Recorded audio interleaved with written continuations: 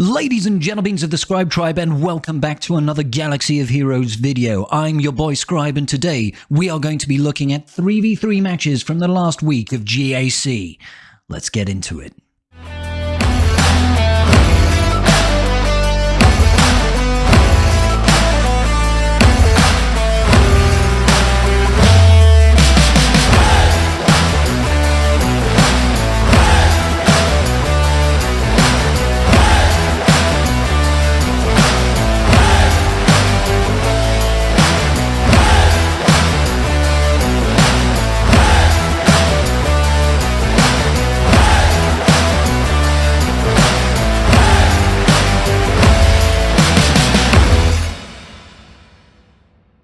Our round one match is up against Stop putting on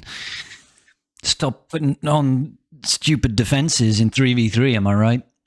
Okay, he is in the guild Infinite Empire. Shout out to Infinite Empire, a rank that is very similar to mine, strangely enough, because that might be how GAC matchmaking works. No, it is not skill-based. Anyway, so looking at some preemptive stats here, GAC stats, we're around about the same. I would say I'm a little bit better, certainly on the Undermans, my days. Okay, but he has got 9.6 million to our 8.1. Obviously, his GP metrics for ships and characters and top 80 and top 65 are all significantly higher than mine, but that's okay. Arena ranks does not really matter. Zetas, he has got about 41 more Zetas than me and just one additional Omicron. I think we can manage that. Now, my top speed average is obviously going to be a little bit better than him. I have a lower GP, which means it's easier for me to have a higher average. As your GP climbs, obviously, it's harder to keep your mods in pace with it, especially with the changes to the gear economy. There hasn't been much until recently that really helps the mod economy. But that's neither here nor there. I am definitely rocking the advantage on speed mods here. Doesn't look like he's paid that much attention to trying to get some proper high-quality top-end speed mods. He's only beating me in the 15 to 19 range by about 14 mods, and I think I can deal with that. Relic analysis, he has twice as many Relic 9s as me. Oh, dearie me. He's got about 240-odd more Relic levels in total. Well, there we go. I guess I'm winning the horse race in level 9 Datacrons, but that's about it. He has got me beat in every other metric when it comes to Datacron analysis, really. Looking at the meta, obviously he has got all the GLs. We are still missing Slacker. Well, he doesn't have Jabba. I don't count Jabba just yet. I know a lot of people have got him, but certainly not at the bottom end of Kuiper 1. So, he has all of the GLs bar Jabba. I am missing Slacker and Jabba, so he's got a 1 GL advantage there. Strangely enough, our Reys are identically modded. His is Relic 9, giving him quite a significant advantage on overall stats. JMK, does it even matter anymore? No, I do not think so. Health. I don't know why his isn't modded for health. He's Relic 8. Get some health on your boy C there. In JML, he's obviously modded for protection. Of course, it's Relic 9. But overall, I'd say I win the edge here. I've got better protection and I've got better speed. Slacker, he's not modded. I would argue that you do need to have about 200,000 defense or protection, sorry, on your Slacker. He's got a little bit more speed. We'll see if that plays into anything. Standard B tier meta characters here. He is missing Ben Swolo. I'm sure he cries into his cereal every morning that he's missed the opportunity to get Ben Swolo. So I guess that means that this match is a win. His kitty cat is as slow as molasses. Why would you not mod her for either health or speed? I've gone for a middle ground on both at the minute. Doesn't tend to work too well. His Maul is pretty slow and is rocking decent enough offense, so I can't really complain too much there. Starkiller, I think he's modded incorrectly. Personally, I don't think you need that much speed on Starkiller. You certainly want that max health, so when he pulls down the Star Destroyer, you deal significantly more damage.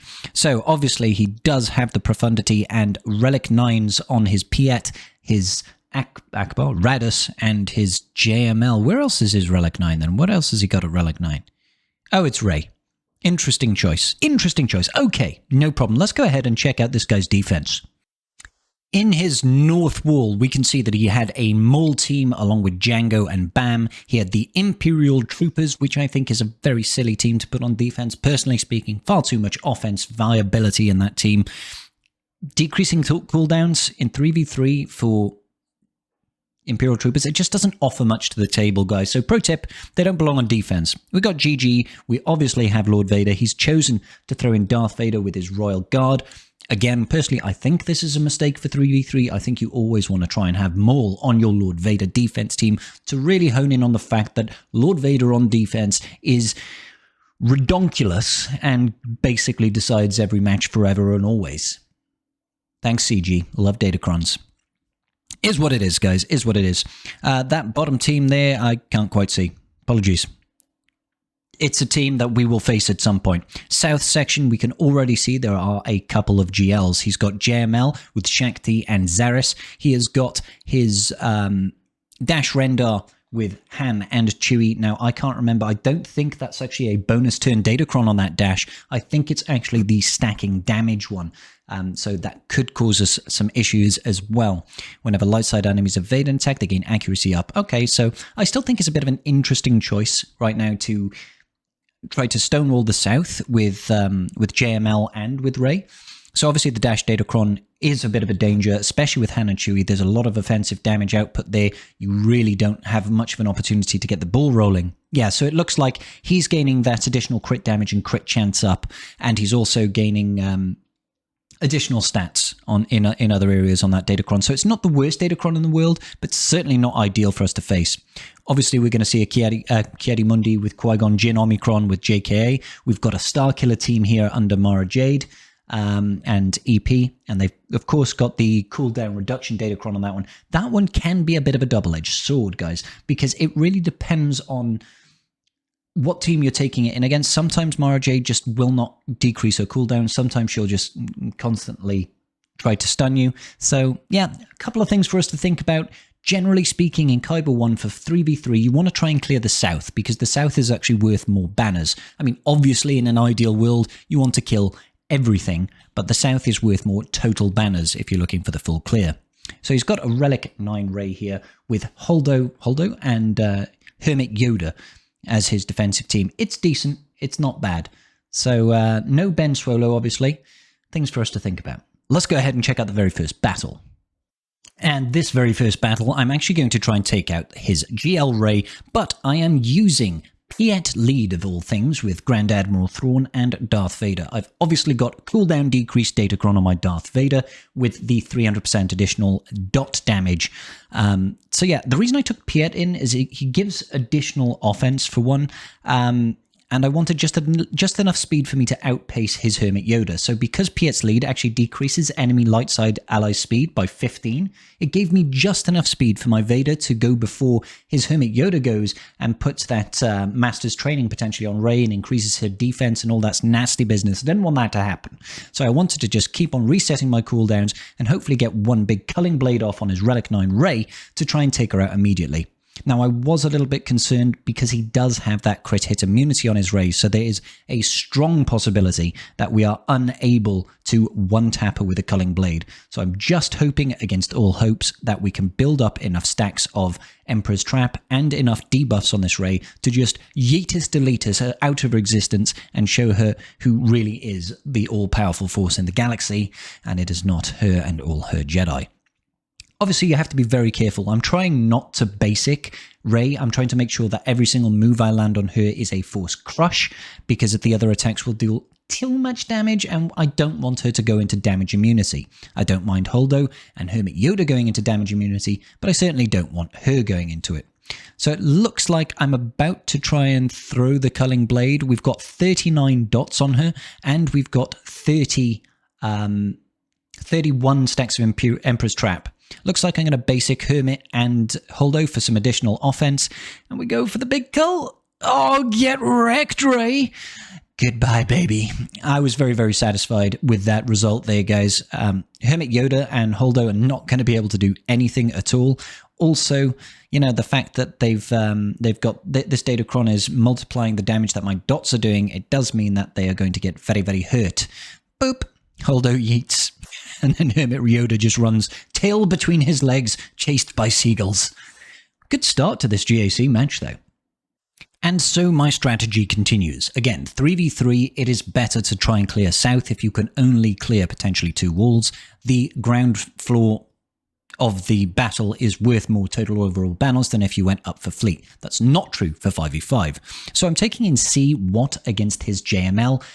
And the reason I'm doing this is because C just wrecks JML. It's as simple as that. Just put the armor tech on C so he can survive indefinitely and we don't ever have to worry about getting ability blocked or anything like that. I'm linking JML and I'm linking Shaq T for no particular reason. I mean, JML we have to link, but it's still very useful to drain off all of his protection because, you know, he's a JML and this guy had like 150,000 protection on him. So it's definitely worth me doing that. There's very little to worry about. My C is also only Relic 7, so it's not like you need to have a particularly high Relic C. As I explained before, I do go for a health modded C. I think mine is around about 190,000 health, which is okay for Relic 7, to be honest. But it does mean that he should not be able to deal enough damage to me before we hit that ult and before we yeet out some of these people. So there's our ult. We're about to get the mass shock off. Shaq T is going to go kaput. And then I'm just going to relink JML and Barris over there. And that means that those two are going to eventually die. There is no strategy to this really, guys. It is just roll with it until JML is dead. He's got that locked shock on him now. There's no way they're going to recover. Zaris can health equalize, but honestly, I don't think it's going to really do much for them at this point. They're still going to die a horrible, horrible death. And this is how Rise of Skywalker probably should have ended. Zaris over there was like, don't worry guys, I got this. She didn't got this. And now we are going to try and take on EP, Starkiller and Mara Jade using a trusty Wampacron. This can go sideways incredibly quickly.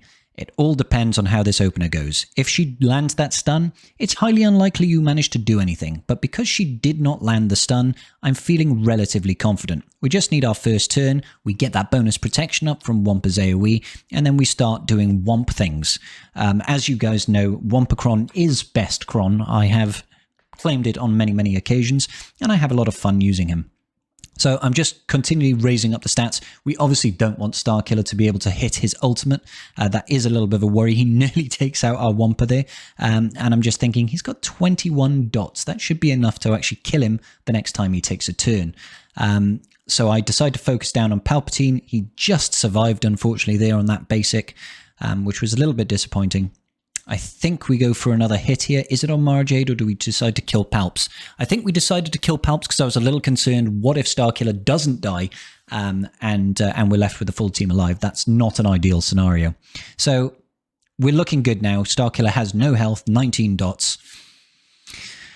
The high value counter, guys, Wampacron. What more can I say? Next up on the chopping block is his Ki-Adi-Mundi Qui-Gon Jinn Omi JKA setup.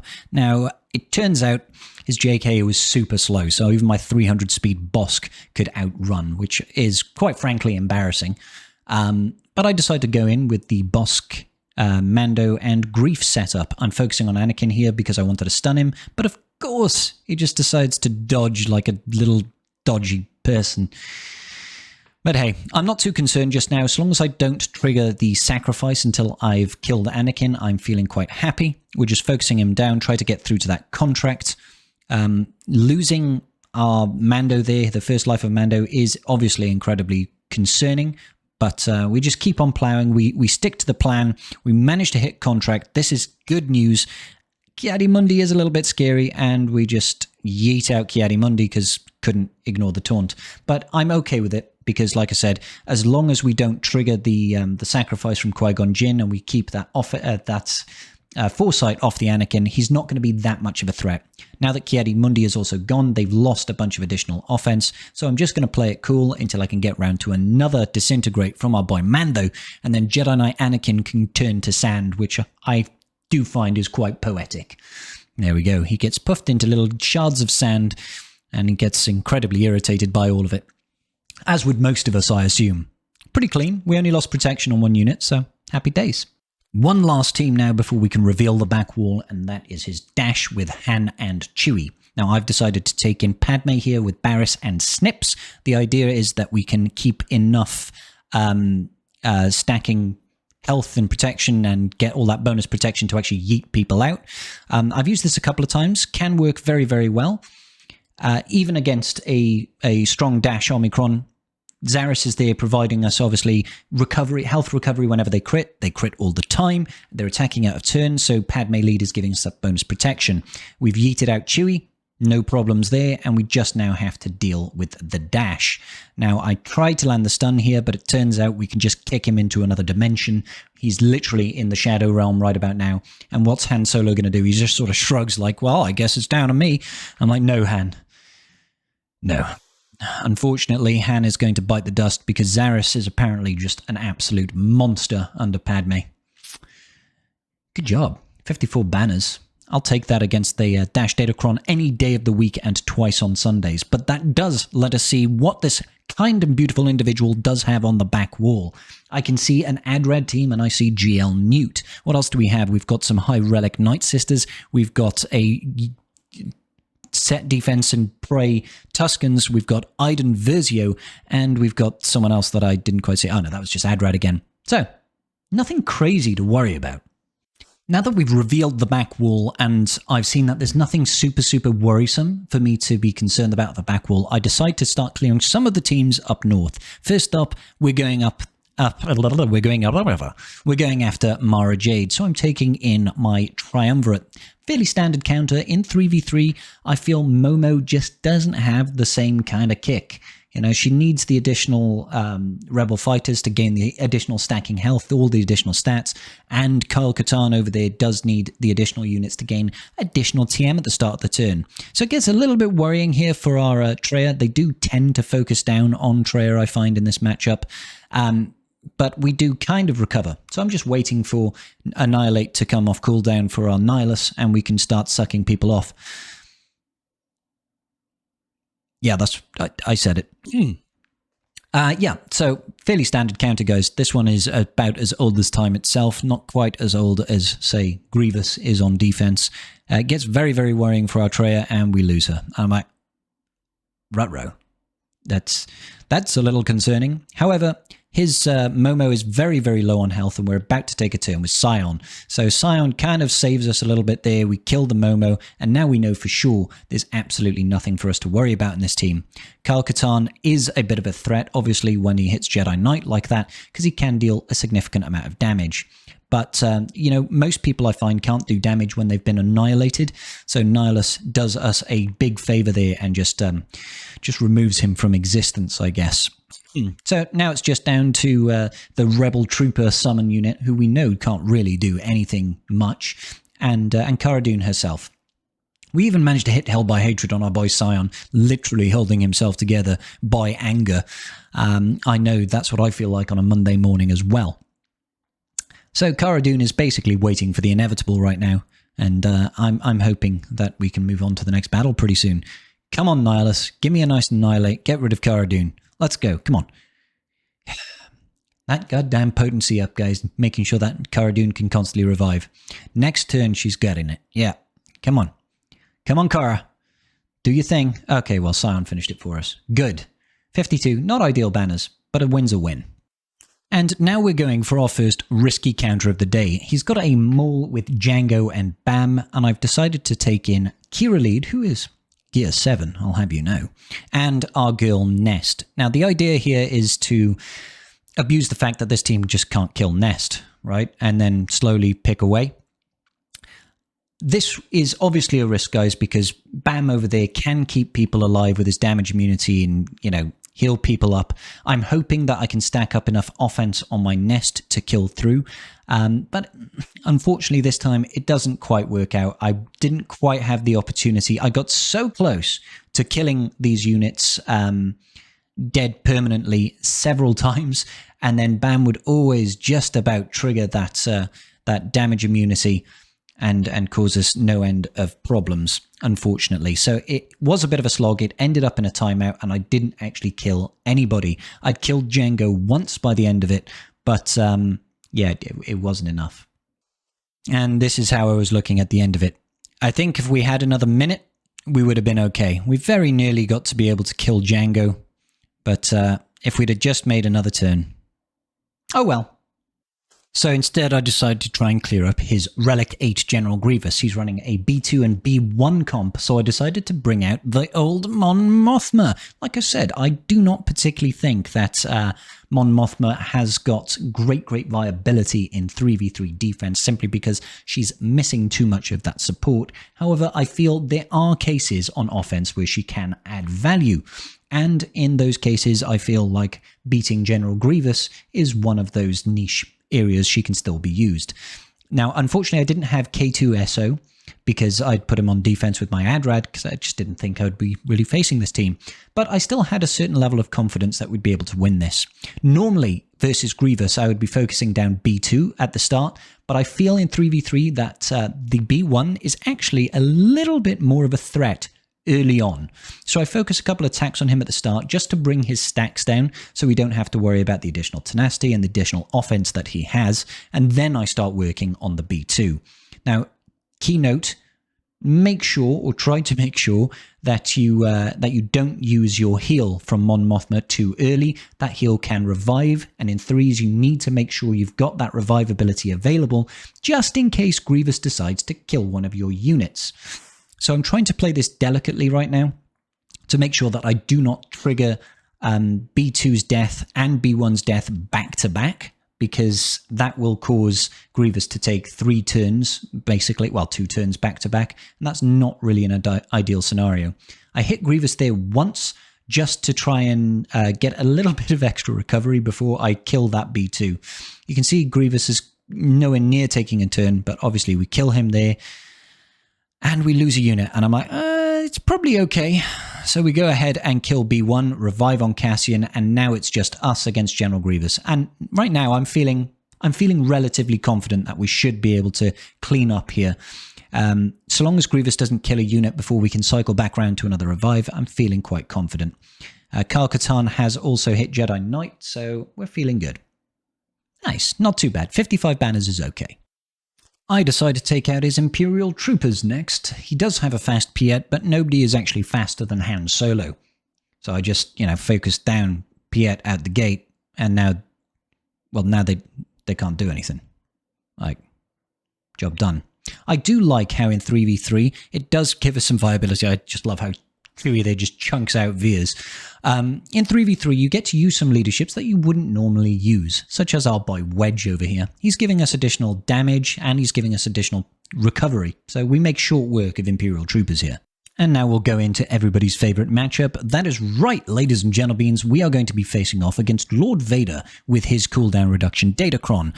Get prepared to be dotted up. So the idea here was I'm hoping to kill his ads to get it down to Lord Vader so that I can then clean it up with a Fennec bounty hunter team. Because he doesn't have Maul, he's not going to hit his ultimate incredibly quickly, so we immediately yeet out his Royal Guard, and then I just get to work on Lord Vader, well, Darth Vader himself. If I can kill Darth Vader before he takes a turn, all the better. We do. So I'm like, this is actually looking pretty good. Obviously, Lord Vader has still got a lot of threat to him, but if he can't hit that ult, we could actually be okay here. Between Mace and Cat, I think that we can potentially keep him ability blocked, more or less indefinitely. So I go ahead and reset the cooldowns on Kitty Cat, and I'm just looking to pass turns to JMK all the time, just to stack his offense, increase his mastery, and look to hit ults incredibly quickly. That's going to give us some additional recovery. We get some armor shred on this Lord Vader, and he's getting close to getting his first ult, which is a little bit bothersome, but as long as I can keep that ability block on his Lord Vader, we might still be okay. Increasing the damage there, I probably should have called Mace to assist, get another armor shred on Lord Vader, and right now I'm feeling really confident. I'm like, God, could we just about kill him? Call in JMK? Dodge!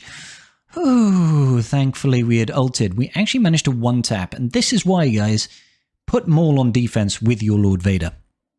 So I'm hoping to take out his Maul so I can get through to Fleet. If we can take out this north section and clear Fleet, then we are looking pretty. I take in Bam with Queel on IG-11 to try and deal with his Maul team. The idea would be to get to Whistling Birds and just yeet out somebody. That's the idea.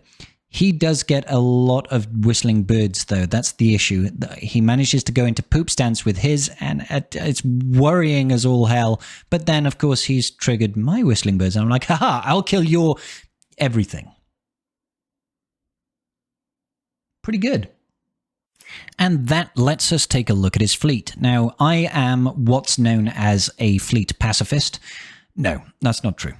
I like to take everything for offense on fleet. So I've got Profundity, I've got Executor, and I've got Malevolence for offense. It doesn't really matter what he sets on defense. I should always be able to clear fleet. He's actually gone for an incredibly light fleet defense and has even thrown in the Finalizer on defense, which is just a big no-no.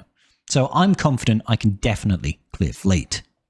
Back wall, we do still have a number of teams to consider, though. So let's get into the first battle there. Now, I do not have Wampa available anymore, so I am choosing to take in Dash with his bonus turn Datacron against Iden Versio, hoping that he didn't stun the Dash out the gate. That's a bit of a sad thing to happen, but hey, we then get our first bonus turn, and I'm hoping from here we can turn it around. My Captain Han Solo is there just to revive Dash, just in case, you never know. Turns out, pretty good combo using Dash with Cad Bane and Captain Han over here, because we can just destroy things. It's not even funny. It's just like Dash is like, blup, I'll just casually do 130,000 damage to you on a basic. Goodbye, Irene. Yeah, that was smooth. I was quite happy with that one. Adrad in 3v3 is not quite the same as 5v5. In 5v5, Bad Batch is such a hard counter to Adrad. In 3v3, it gets a little bit hairy. It can still work, but it definitely, it's not as clean, guys. It's very, very likely that Admiral Raddus is going to hit his contract, as it were, and max out that hope ability. I decide to go in for Cassian just to try and decrease the number of units on the field. Adrad is incredibly thick, so I'm not confident that I can kill him before he hits his ultimate. I'd rather see if I can just kill Cassian Andor here. Jin over there thankfully actually swaps turn meter with Cassian instead of Adrad, which is nice. It was very kind of her. Focus on Cassian, hoping to get rid of him. He very nearly dies, and there we go. He's gone. So that's a good start, I feel. That's like puts us in a decent position. Now I'm hoping we can kill Adrad, and I believe this is where we start to go a little bit sideways, unfortunately. He gets the stun off there, and I'm like, can I actually do anything here? We gain a little bit of TM, but they're obviously still gaining tons and tons of buffs. I want to keep people alive, so I get a bit of a heal action going. Adrad is getting so close to hitting Hope. If he hits Hope, he's going to revive his Cassian, which I really don't want to happen. So I keep focusing on him, hoping we can deal some damage, but he's just too juicy double thick. I still think it was probably the right thing to focus down Cassian, really, but now he's hit Hope, and I'm just like, oh. Well, we're definitely going to lose here, because as soon as he uses that ability, he's going to revive Cassian, and we're going to take so much damage directly to the face. Ouch, we lose the unit, and I'm just like, nope, let's back out.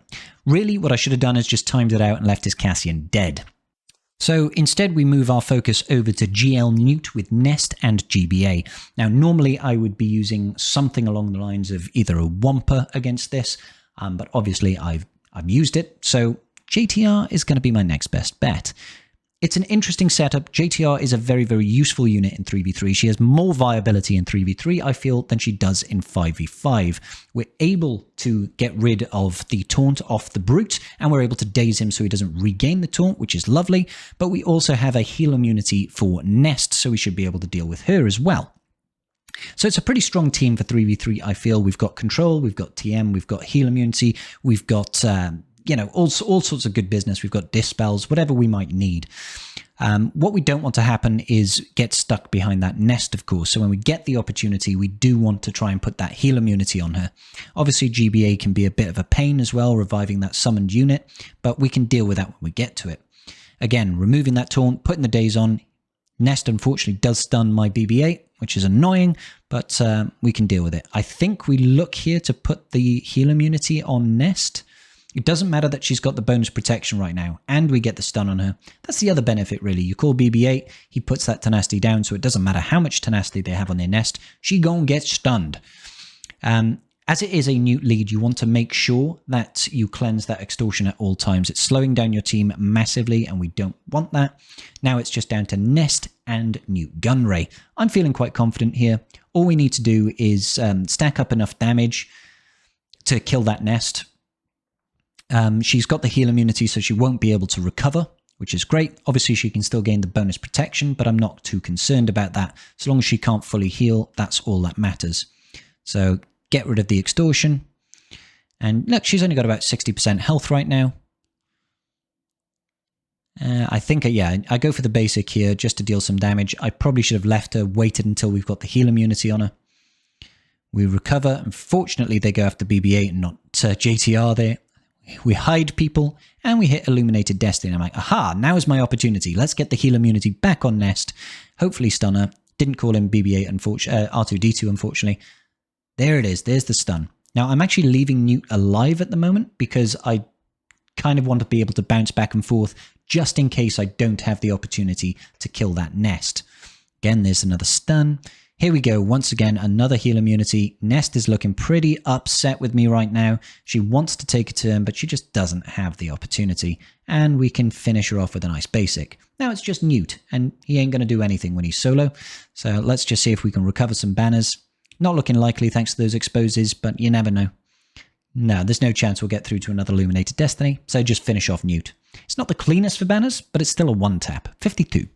Nightsisters are next, and I decide to take in EP Mara Jade and Second Sister just because I recently took it to Relic 5, and I thought, well, all that really matters in this team is Mara Jade and Palpatine, so let's have some fun. Obviously, I do have the cooldown reduction Datacron going here, otherwise I wouldn't even try to attempt this. We just have some fun with it. Just throw out lots of stuff. Unfortunately, they evaded the attack there, which was more than a little bit annoying. But hey, we just keep on rolling, keep on trying to get the stuns out. It does AoE damage, so we are chipping away at people slowly and slowly, and she's obviously just going to take bonus turn after bonus turn after bonus turn after bonus turn. Everybody loves cooldown reduction Datacrons, am I right? Absolutely nothing wrong, nothing broken about this sort of setup where the enemy is not allowed to take turns. It's completely balanced in all things, and I'm sure CG could never envisage a scenario where a Datacron would be as game-breaking as allowing you to have no cooldowns and more or less infinite TM loops. In 5v5, this would be a complete loop, but it's not in 3v3, unfortunately.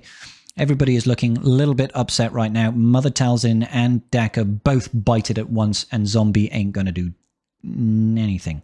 I nearly swore then. Funny. We just have got this Tuscan setup. It confused me. I decided to take in Fennec because she's awesome. Yeah, Fennec's AoE actually ends up killing the leader, and then Boba just yeets out the raider, and I'm like, okay, well, I have a feeling we've won this. Something tells me it's looking pretty good right now. Zam over there just yeeting people out with grenades. Turns out you need a little bit more investment in order to make those Tuskans work. So we decide to go back and deal with that Adrad team. Fortunately for me, I've only got a very weak Galactic Legend to deal with. So yeah, this is a kind of a one-sided story. JML decided he had enough blue milk for one evening and has decided now is the time for a bit of fried calamari. Adrad is on the menu. Jin and Cassian are actually tasty and crispy after the incident on Scarif, so they don't have to worry too much about them. Now, Jin decides to be incredibly rude and actually revive Adrad, but that just means it's second servings for dinner. JML gets some more calamari. Yeah, there's nothing this team can do against us. Realistically, ladies and gentlemen, we are a GL against Adrad in threes. It ain't going to go his way. So we just yeet out Adrad for the second time. Jin Urso can stay permanently dead this time, and Cassian can quiver in his little boots because he's up against some pretty powerful Jedi Masters. Is what it is, guys. And now we just have fleet to clear. So the first battle, I decide to go ahead and take the Executor up against his Chimaera. The Empire fleet sucks, I hate it, and I didn't want to risk Profundity against it because things can actually still go wrong against that Empire fleet. So yeah, I had no concerns about my Executor dealing with this because we've just got way too much damage output for them to deal with right out the gate. It can go wrong with Profundity if you just don't get the assists and their Imperial TIE Bomber then gets that burning out and that decreases your damage output. It just gets a little bit hairy. So if you are like me, taking everything for offense, don't use your Profundity against the Executor. Maybe just save your Profundity against the Imperial TIE Bomber Executrix lineup. Maybe just use your Executor against it unless you have to use those fleets elsewhere. Right now, it is just a matter of time, to be honest. It's just how can we get through to killing some units. I decide to not reinforce with Slave 1 here because I was thinking maybe I should just save the banners, because if he reinforces and then, you know, decreases, he loses some of his health and protection, I'll lose some banners there. Unfortunately, it wasn't the smartest thing in the world for me to do because I'm not hitting that ult quickly enough without having Slave 1 there, and it's actually giving him the opportunity to hit his ult and get rid of our Hound's Tooth. So maybe don't be silly like Scribbles. Maybe just reinforce. You know, I mean, we're not going to lose, but we lost banners that we don't have to lose. Do you know what I mean? But I've explained it before. I'm not the smartest sausage in the box. Sometimes I do things that are questionable in their nature and just are not in my best interest. So now I'm like, oh, for God's sake, I have to deal with more reinforcements. At least he doesn't have a capital ship anymore. Death Star comes in and wipes out one of its own, which is an interesting case of mutiny, I guess. But hey, once this Imperial TIE Bomber is out, there's absolutely nothing for us to worry about. I was hoping we could get through to another recovery ability, but not quite. 69 banners though. Nice. And next up, we are moving straight into Fleet Battle number 2, and that is going to be against his Raddus. I'm taking in the Malevolence here because I don't want to waste the Profundity here. No good reason, to be honest. I mean, I could have used any of the fleets really to deal with this, but hey, we decide to take the Malevolence in against the Raddus. Now, Raddus, unfortunately, is one of those fleets that is just not in a good position. The SF-17, the Star Fortress for Rose Tico's sister, didn't quite do enough to elevate the Raddus fleet to do anything in particular. Unfortunately, from what I recall with CG, they decided to tone back the viability of the SF-17 because it ended up getting the ultimate too quickly for the Raddus. Unfortunately, without bringing enough to the table, it just doesn't do anything to the Raddus fleet that really makes it counter anything. And similarly on defense, it doesn't offer all that much protection. Even if it does manage to hit the ultimate, it then loses its capital ship, so the cleanup is incredibly easy.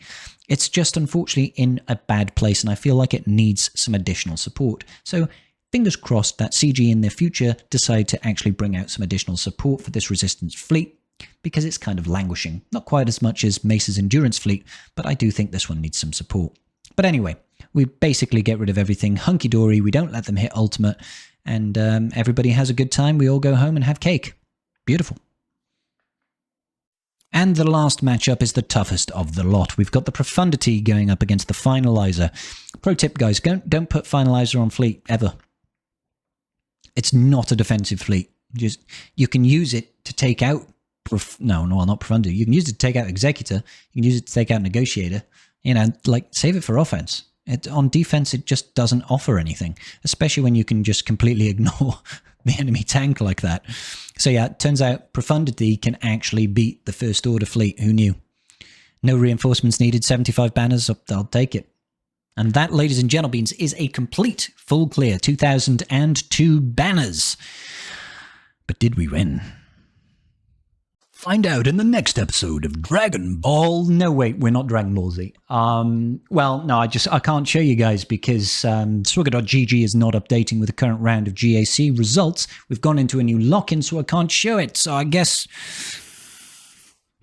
the suspense is killing me. But hey, if you are looking for some additional help on your galactic challenges, go check out this video that I just made yesterday. Get your rewards. Like and subscribe, guys, and I'll see you in the next video. Peace. Just giving a quick shout out to my patrons. I appreciate each and every single one of you, and without your support, I wouldn't be doing this today. Thanks so much.